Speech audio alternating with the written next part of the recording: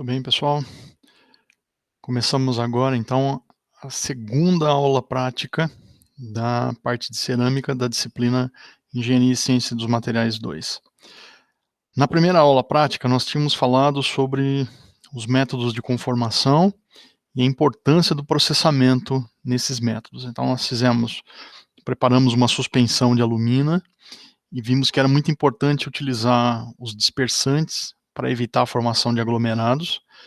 E vimos depois que o uso dessa suspensão para fazer a colagem de barbotina, preparando aquele cadinho de argila que nós fizemos.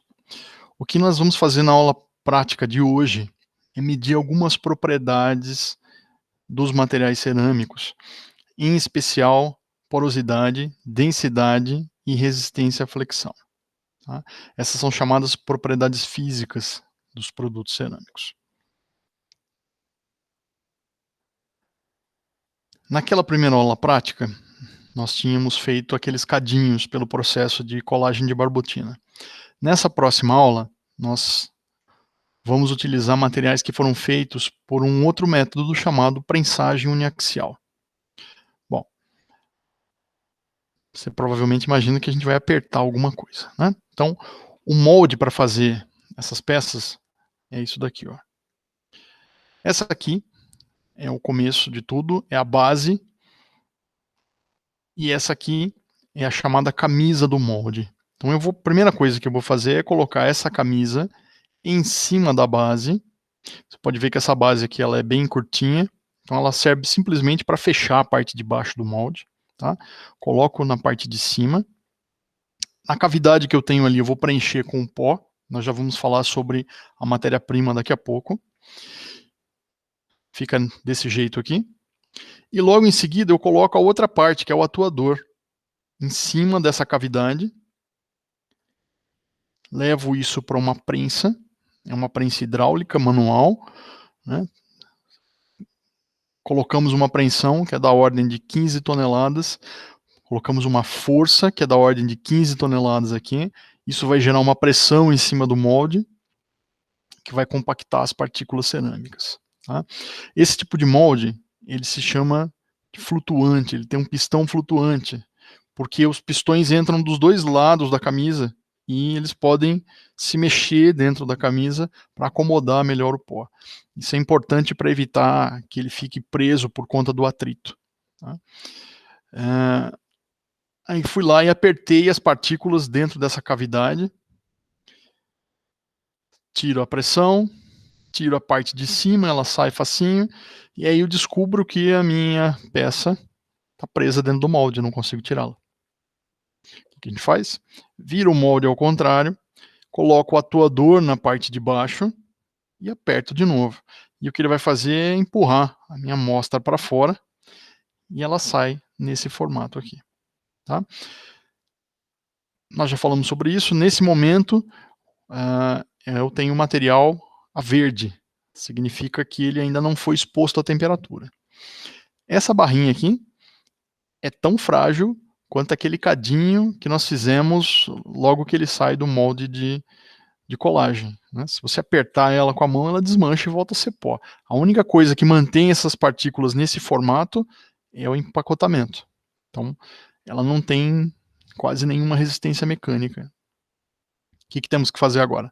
Pegar esse material, levar ele na alta temperatura para que aconteça a sinterização. Muito bem.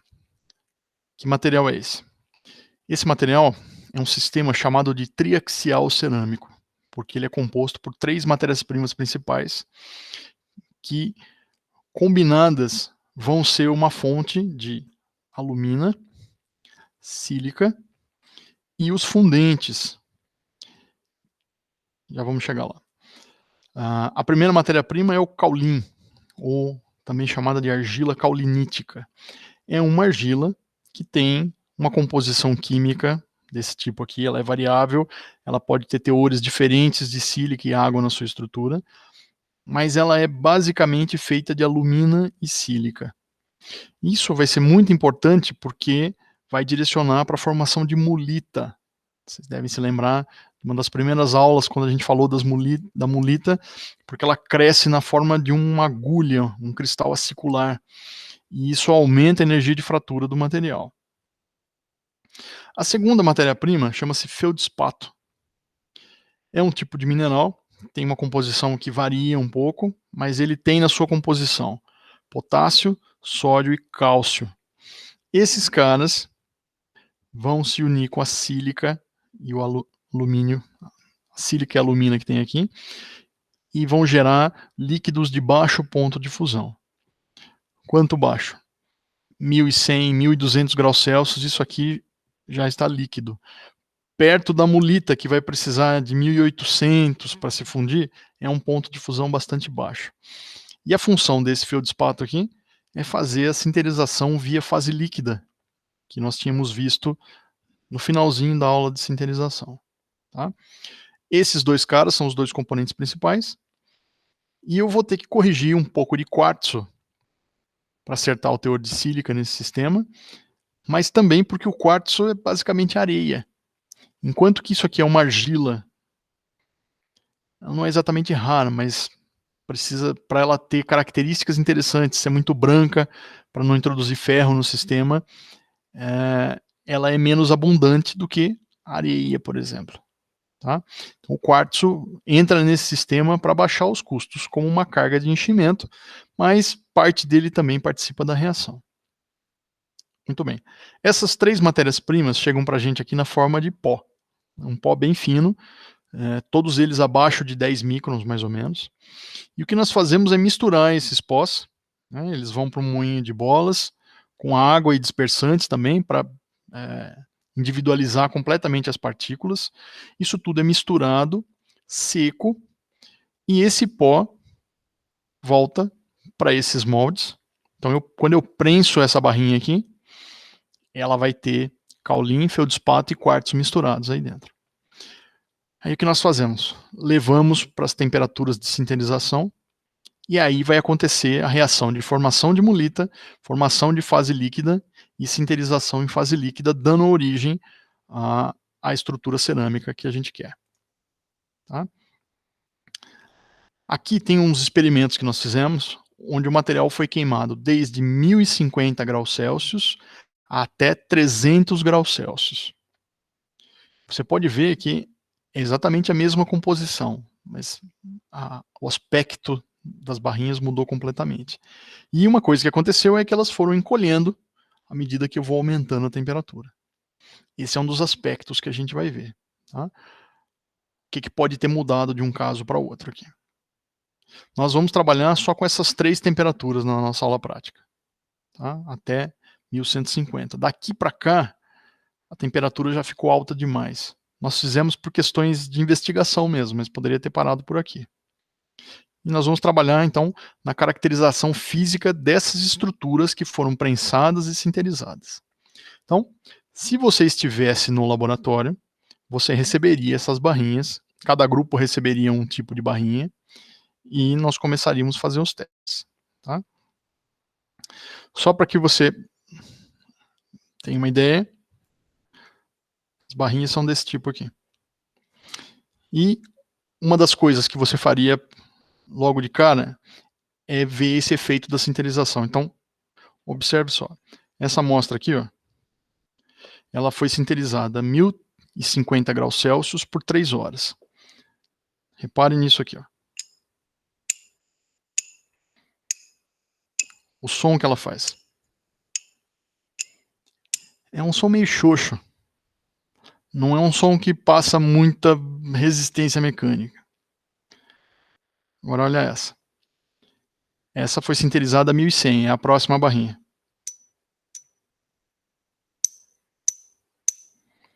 Comparando com a outra.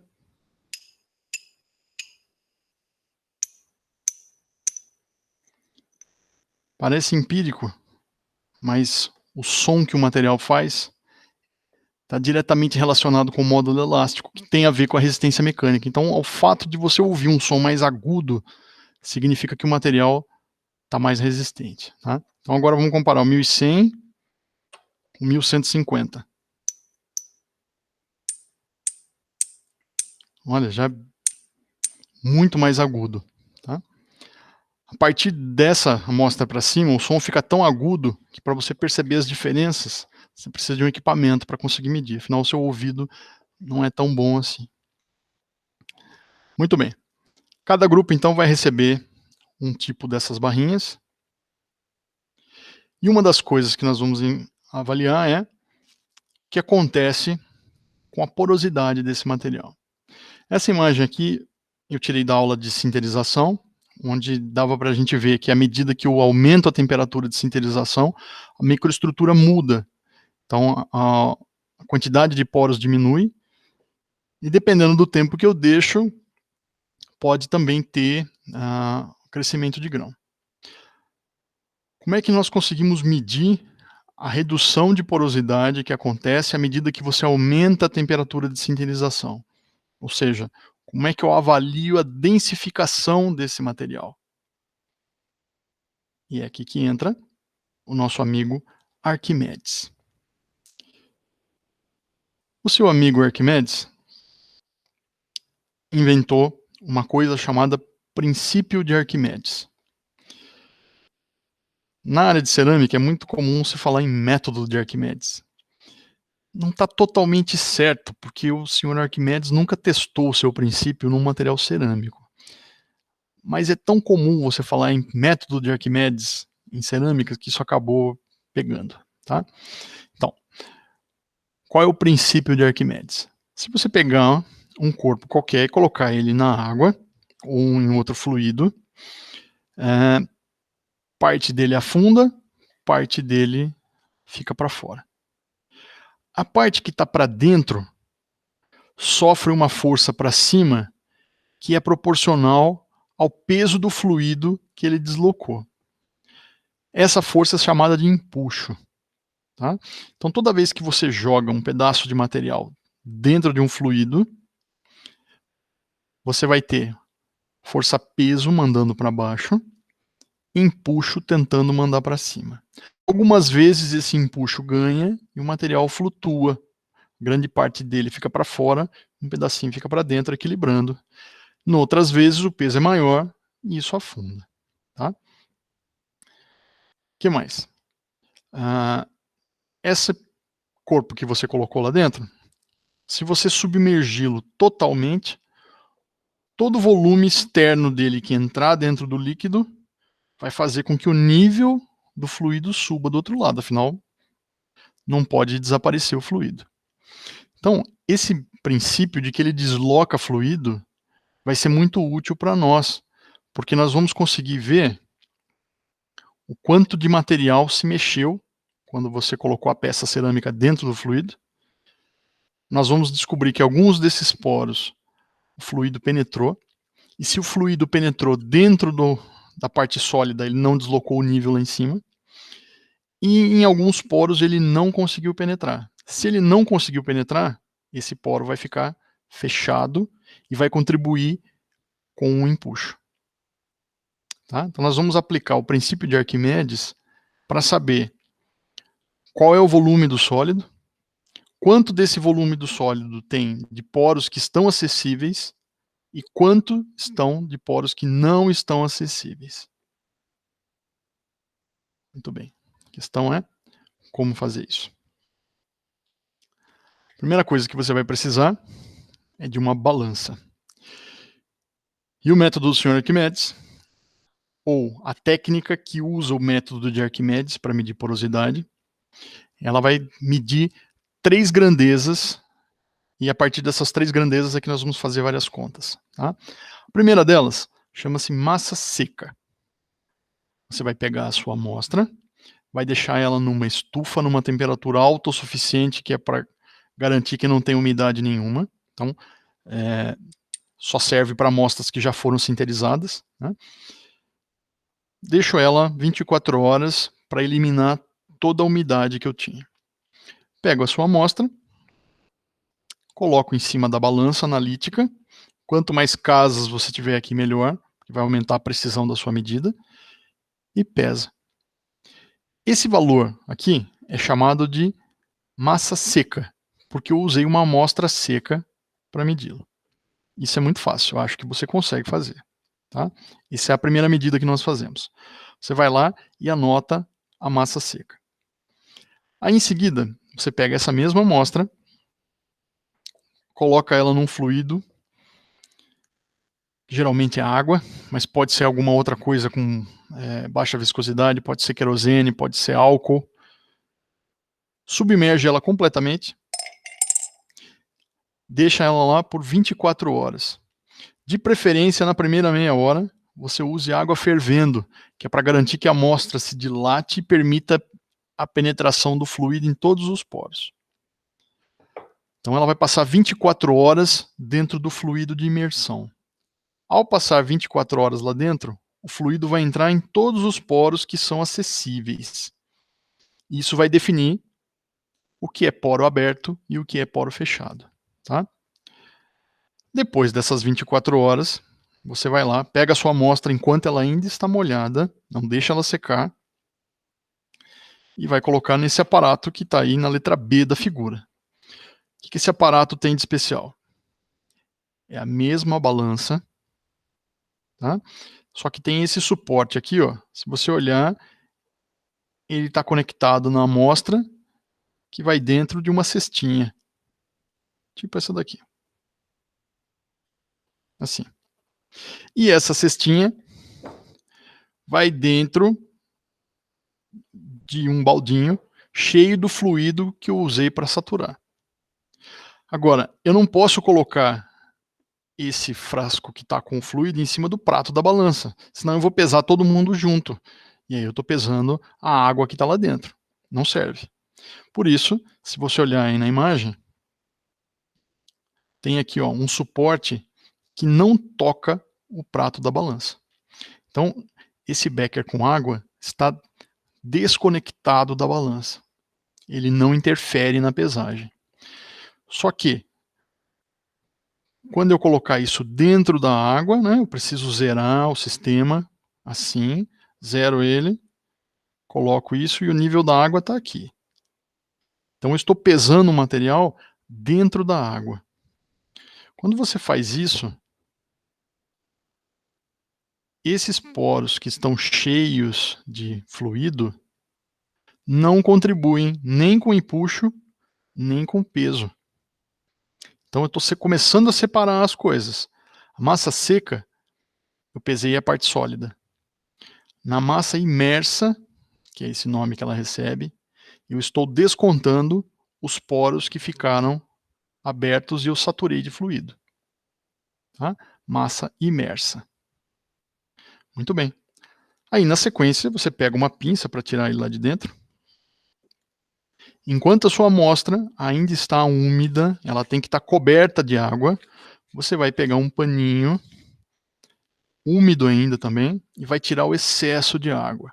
Tá? Não pode enxugar na camisa, não pode soprar, não pode pôr no forno. Você tem que tirar o excesso de água. E é aqui onde está a maior fonte de erro desse método. Tá? A ideia é usar um pano ou aquele papel de cozinha umedecido, onde você tira o excesso de água e coloca no prato da balança de novo. E agora pesa esse material chamado amostra úmida. Quem é a amostra úmida? É uma amostra onde eu mantive o fluido que estava dentro dos poros abertos. Então agora estou pesando a parte sólida e o fluido que ficou retido dentro dos poros abertos. Tá? Não entrou nos poros fechados, não está influenciando nada. Então agora eu tenho 3 medidas experimentais muito fáceis de fazer, que eu posso ter precisão aqui de 4 casas decimais ou mais, dependendo da balança que você use. E agora a gente vai ver algumas relações que você pode estabelecer entre elas. No nosso trabalho aqui, essas relações entre a massa seca, massa úmida e massa imersa vão nos dar todas essas propriedades, exceto a resistência à flexão, que é um outro ensaio que nós já vamos falar. Tá? No roteiro do experimento, tem um texto onde eu explico detalhadamente cada uma dessas propriedades e onde ela pode ser usada. E é importante que você leia isso, porque cada uma dessas propriedades te conta uma coisa diferente. Por exemplo, a absorção de água é exatamente o que ela diz. Ela te mede quanto de água entrou no material. Então, para fazer a absorção de água, se eu usasse a massa úmida e a massa seca, já me resolvia. Tá? Por que eu uso muito isso aqui? É extremamente fácil de fazer. Você só precisa de uma balança e um copo com água. Qualquer laboratório tem isso. É muito usado para pisos. Né? Quanto maior a absorção de água, maior a quantidade de poros. Então eu quero um piso que absorva a menor quantidade de água possível. Porque ele vai ser menos poroso, provavelmente ele vai ser mais forte. Tá? Países muito frios, onde tem a questão de gelo, isso é fundamental. Se entrar água dentro de um piso, durante o congelamento, essa água expande e quebra o material. Quando volta o verão, o piso está completamente deteriorado. Qual é a limitação dessa propriedade? Ela mede o quanto entrou de água, mas ela não te diz nada sobre o volume dos poros. Então, se eu tivesse uma amostra feita de sílica, que tem uma densidade de 2 gramas por centímetro cúbico, ou uma outra amostra feita de zircônia, que tem uma densidade de 6 quase, se elas tiverem a mesma absorção de água, a porosidade é muito diferente, porque as densidades das partes sólidas são diferentes. Então, é uma propriedade fácil de medir, mas ela tem limitações. É por isso que aparecem as outras aqui. Ó. Quem é a densidade aparente? É uma densidade que leva em conta a massa total do sistema e o volume externo. Então, na densidade aparente, eu levo em conta os poros que estão lá dentro. Tá? Para isso, eu vou precisar da densidade do fluido. Isso não é nem um pouco difícil de medir. Você tendo uma proveta graduada e a balança de novo, você tira a densidade do fluido. Se for água, você joga 1 aqui, resolveu o problema. Densidade relativa é uma propriedade muito usada na literatura científica, porque ela é muito fácil de entender. Se eu te disser, bom, quem é ela? É a densidade aparente dividido pela densidade da parte sólida, sem considerar os poros. Se eu te disser que um material tem uma densidade relativa de 99,9%, significa que esse material praticamente não tem poros nenhum. Eu não preciso nem saber que material é esse. Então, quando eu faço relações de resistência mecânica com propriedades, a densidade relativa é muito intuitiva de falar. Qual é o problema? Medir a densidade do sólido requer equipamentos. Tá? No material de vocês, tem um pequeno texto explicando como é que você mede isso. É uma técnica chamada piquinometria de gás, onde eu consigo medir a densidade da parte sólida apenas. Aí vem porosidade aparente, aqui eu já estou falando em volume, quantidade de volumes, volume de poros abertos que eu tenho, volume total de poros, volume de poros fechados. Tá? Todas essas propriedades eu explico com detalhes no texto para vocês. Nós estamos interessados principalmente nessa daqui, ó, porosidade total, que é o que vai afetar a resistência à flexão, que nós vamos medir nessas amostras, tá? Numa máquina de ensaios. E eu vou passar os resultados para você, já que o ensaio nós não conseguimos fazer nesse momento, mas é algo extremamente rápido. Você vê ele apertando, o ensaio deve levar uns 10 segundos, se muito. Mal dá para ver que ela quebrou. Tá? Mas nós vamos fazer umas contas e relacionar com essas propriedades que nós medimos. Tá? E o que nós vamos fazer? Testar amostras nessas 3 temperaturas e medir todas essas propriedades. Como é que nós fazemos isso na aula prática de verdade? Normalmente essa disciplina tem 8 turmas.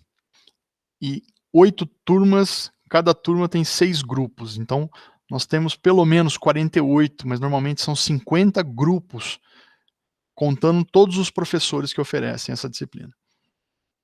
50 grupos, cada um recebe uma barrinha de cada temperatura.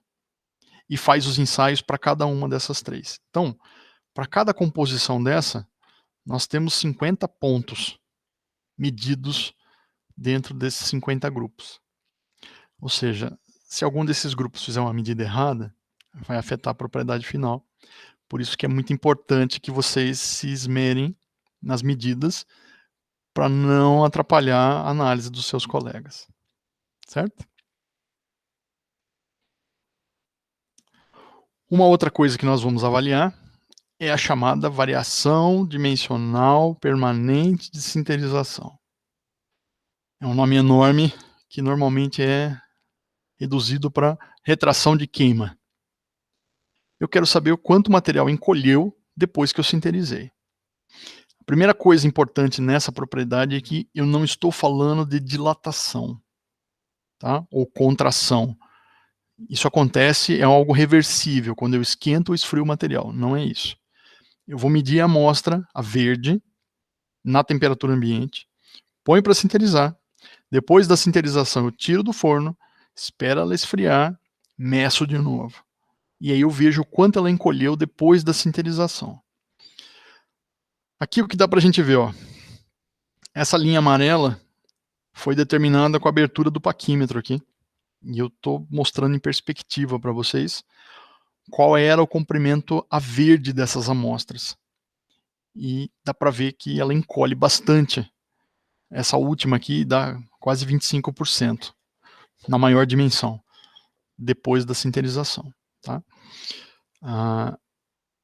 Como vocês não têm as amostras verdes, nós medimos todas essas amostras antes. Gentilmente, os técnicos do laboratório, o Pedro e o João, prepararam essas amostras algum tempo atrás e mediram uma por uma, identificando cada uma das amostras. Por isso que elas têm esses números. Que você vê, por exemplo, aqui, ó, o 6 é a amostra 6 das que foram queimadas a 1050 por 3 horas. Então nós temos o comprimento inicial dela, que foi medido tempos atrás. Tá? Essa propriedade aqui é importante, porque se o material encolhe durante a sinterização, eu preciso pensar nisso. Eu vou fazer um piso, eu tenho que fazer ele maior para que ele chegue no tamanho que eu quero depois da sinterização. Então, retração de queima é uma das outras propriedades que nós vamos somar nessa daqui e medir em função da temperatura. Muito bem. Para a retração de queima, apesar dessas amostras serem regulares, assim, ela tem uma secção transversal constante, ela não é absolutamente perfeita. Deixa eu ver se eu consigo mostrar isso para vocês. Aqui assim, ó. Às vezes ela tem um pequeno empenamento, tem pequenas variações na secção transversal, e por causa disso nós precisamos trabalhar com os valores médios das dimensões. Tá? Então, tanto nas amostras verdes como nas sinterizadas, a gente não mede uma única vez. Você normalmente 3 vezes, em 3 pontos diferentes, e aí tira uma média para ter um comprimento médio, uma largura média e uma espessura média. Tá? Isso é uma das coisas que vocês fariam no laboratório.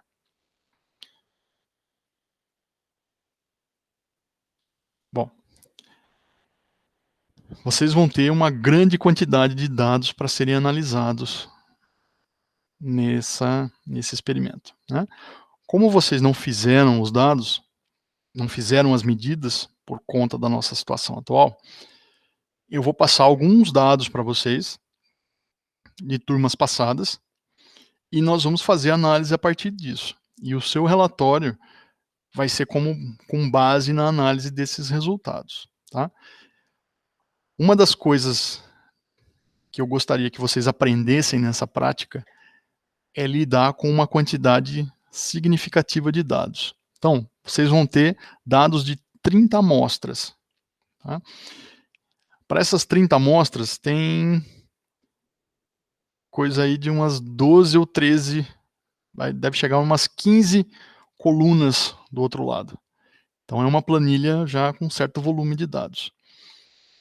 Eu não sei se você já fez isso alguma vez na vida, mas planilhas certamente é o futuro de um engenheiro. Tá? Então, aprender a lidar com um volume significativo de dados é muito importante, porque provavelmente é isso que você vai fazer depois que se informar.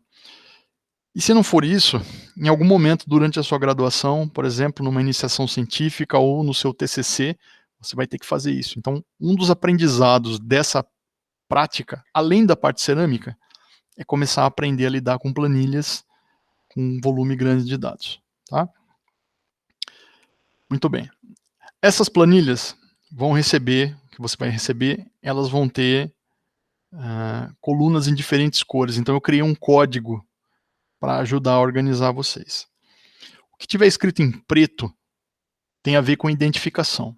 Então aqui, ó, essa primeira coluna aqui é só o número da amostra, é só para a gente saber quem é quem. Poderia chamar de ABCD, o Guinho, Zezinho, Luizinho, Paulinho, o que você quisesse aqui. Tá? Eu só coloquei com números porque é mais fácil. Temperatura de sinterização é a temperatura onde essas amostras foram queimadas. Então isso aqui também é só uma informação para vocês. A gente não vai usar isso aqui, mas é importante você saber qual a temperatura de sinterização, porque essa é uma das variáveis que a gente vai estudar. Aí, em azul, são coisas que foram medidas, são dados que vocês teriam obtido no laboratório. Então, para facilitar a minha semântica a partir de agora, eu vou fingir que vocês mediram essas coisas. Então eu vou falar, olha, em azul são os dados que vocês mediram, tá? São os dados de vocês e dos seus outros colegas. Então, por exemplo, um grupo dessa turma teria feito essa e essa medida apenas. O outro grupo da mesma turma, um grupo dessa turma teria feito a amostra 1, a amostra 11 e a amostra 21. Um outro grupo de uma outra turma, a amostra 2, 12 e 22. Aí a gente pega todos esses dados e junta numa planilha só. Tá? Porque não faz sentido eu passar 30 amostras para cada grupo, que no final teria uma montanha de corpos de prova quebrados. Muito bem. O que é que vocês mediram então? Vocês mediram a massa seca, mediram a massa imersa e mediram a massa úmida. As colunas em verde são coisas que os técnicos do laboratório gentilmente mediram para vocês no passado. Então, a densidade do sólido é uma grandeza que é medida pela picnometria de gás e é a mesma para todas as amostras que foi queimada na mesma temperatura. Afinal, todas elas têm a mesma fase sólida. Não muda de uma amostra para outra. Tá? O que muda é de uma temperatura para outra. Então, por isso que todas as amostras queimadas a 1500 têm a mesma densidade do sólido. Só para que você não se desespere no momento aqui. A primeira coisa que tem no relatório, no roteiro experimental, é uma lista com todas essas abreviações aqui. Tá? Então, não precisa se preocupar por enquanto, você não saber o que é esse ROS aqui. Tem uma lista descrevendo isso. É a densidade da parte sólida medida por picnometria de gás. Então, os nossos técnicos também mediram o comprimento dessas amostras antes de queimar. Nós vamos precisar desse comprimento para medir a retração de queima. O que mais vocês mediram? Vocês mediram o comprimento, 3 medidas, mediram 3 medidas da largura e mediram 3 medidas da espessura. Os comprimentos nós vamos usar para falar sobre retração de queima, porque é a maior dimensão. Quanto maior ela for, mais ela vai retrair. Então, o meu sinal fica muito fácil de ser determinado. Por isso que eu vou medir a retração na maior dimensão. A largura e a espessura, nós vamos precisar para o ensaio de flexão, que nós também fizemos. E, além das dimensões das amostras, o que você mediu foi a carga necessária para romper essas amostras. Tá? Se você olhar naquele vídeo do YouTube que eu passei na aula de propriedades mecânicas, tem uma janelinha onde mostra a curva à medida que ela vai sendo construída. Então ela vai subindo, subindo, subindo, pau, e quebra. Quando ela quebra, o programa já te diz qual foi a carga máxima que o material aguentou. Essa carga máxima é esse valor que está anotado aqui. E a última coluna é a distância dos apoios. Isso aqui é fixo e já está medido também. Certo? Então, os dados experimentais que vocês mediram estão em azul. A primeira coisa que o seu relatório tem que ter é essa tabela. Certo? Você precisa me construir uma tabela semelhante a essa com os dados que eu vou passar para você. E é claro que eu já vou passar isso num arquivo Excel, escrito à mão, colado no Excel, para que você tenha que digitar todos esses dados. Não faço isso por motivos masoquistas ou sádicos. Faço isso para que você aprenda a lidar com uma grande quantidade de dados. Tá? Muito bem. Primeira parte do seu relatório é isso aqui. Gerar essa tabela vocês mesmos. Muito bem. A partir daqui, nós temos que fazer cálculos para medir lá a absorção de água, porosidade total, porosidade fechada, aplicar todas aquelas fórmulas que estão ali atrás para os dados de massa seca, massa imersa e massa úmida. Tá? Então aqui eu tenho um exemplo para vocês dessas propriedades. Veja só, para a amostra 1, é uma amostra que foi queimada a 1050, ela tem 8,5 de massa seca, 4 de massa imersa, 10 de massa úmida e 2,18 de densidade do sólido. Para a absorção de água, eu tenho que fazer a massa úmida menos a massa seca, dividido pela massa seca, multiplica por 100. Se você olhar no cantinho aqui, ó, tem a fórmula que eu usei. Calculo para essa amostra aqui. E faço a mesma coisa para densidade aparente, densidade real, porosidade aparente, porosidade total e porosidade fechada. Tá? Então, cada amostra vai ter um valor dessas propriedades. Como vai ser a sua análise desses dados? Você precisa pegar os valores de todas essas amostras queimadas na mesma temperatura e me achar um valor médio disso. Tá? Se você não sabe como fazer isso em planilha, eu anotei aqui embaixo. Ó.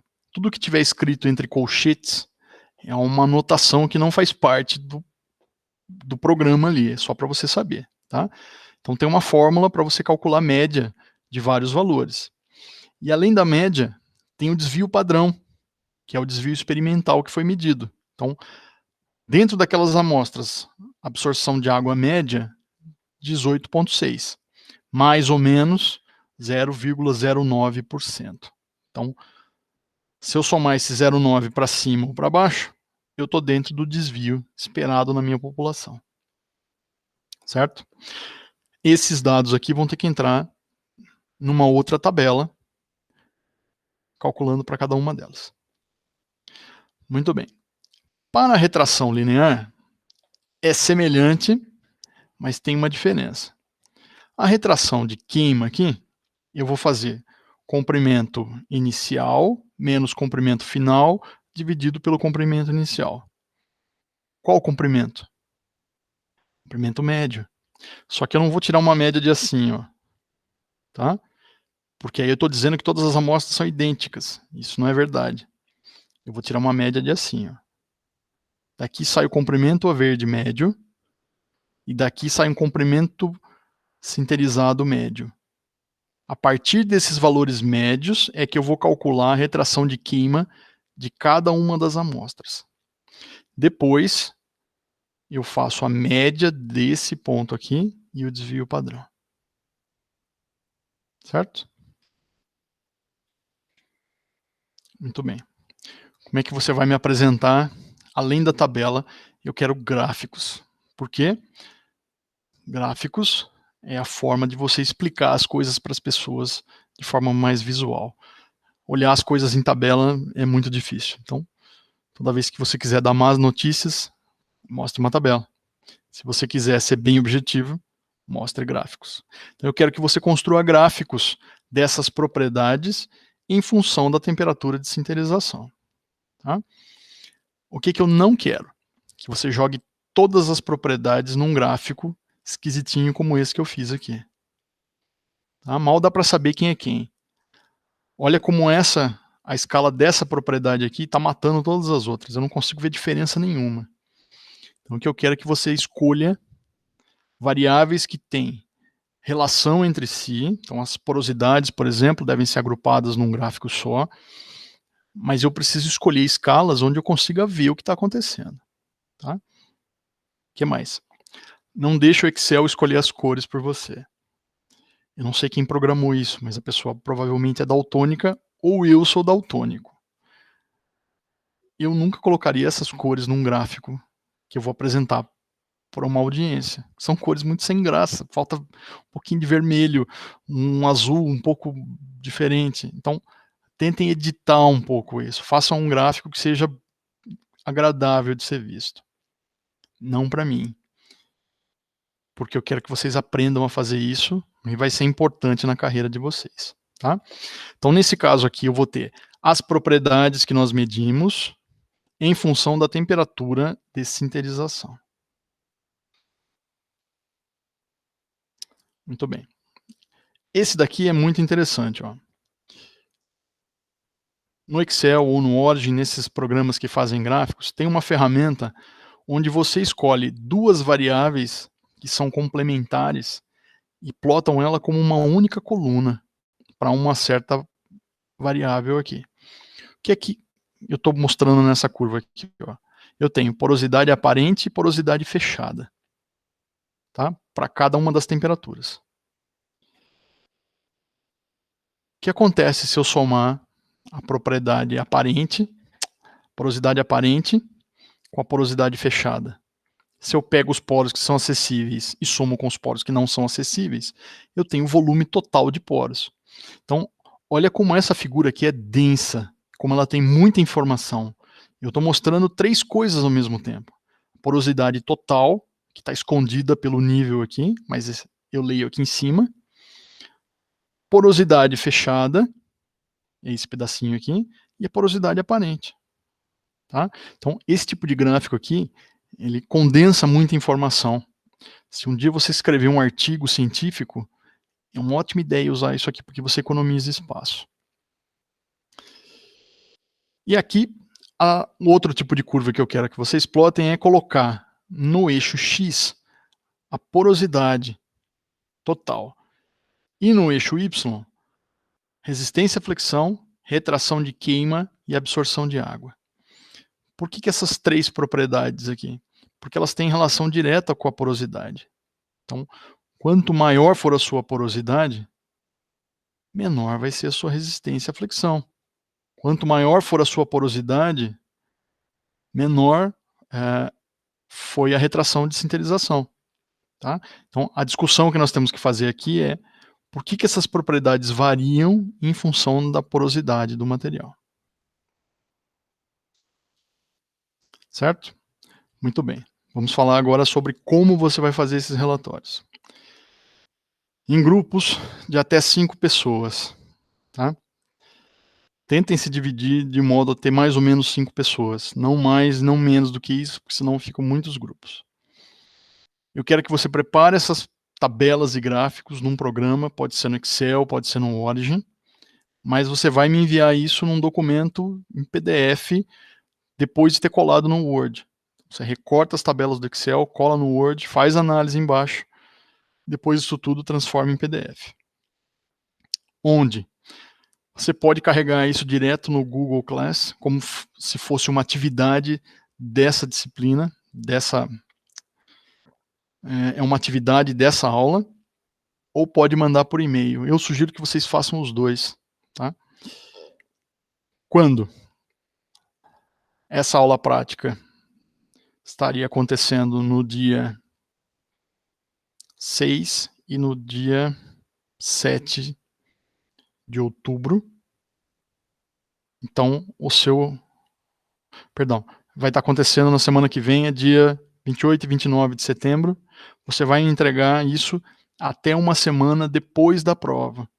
Então, tem a semana que vem, eu estou falando a semana que vem porque eu estou lá atrás, né? Então, você está assistindo isso no final de setembro. Você vai me entregar o relatório não na semana seguinte, que é a prova, na outra semana, até o dia da prova. Certo? Bom, esse relatório trata da parte de ensaios mecânicos e porosidade e propriedades físicas. Então, você está fazendo 2 experimentos de uma vez só.